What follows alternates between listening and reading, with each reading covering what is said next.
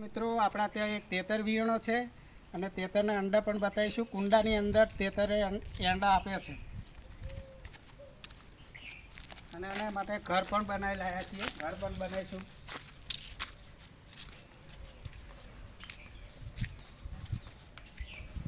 જો મિત્રો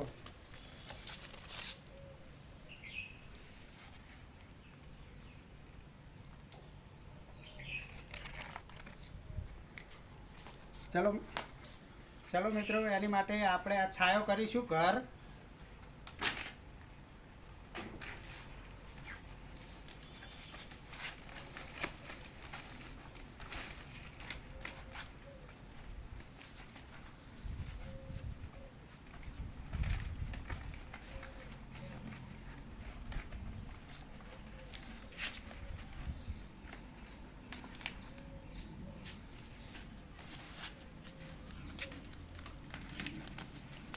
શું કે ઝાડ પણ છે કુંડાની અંદર, તો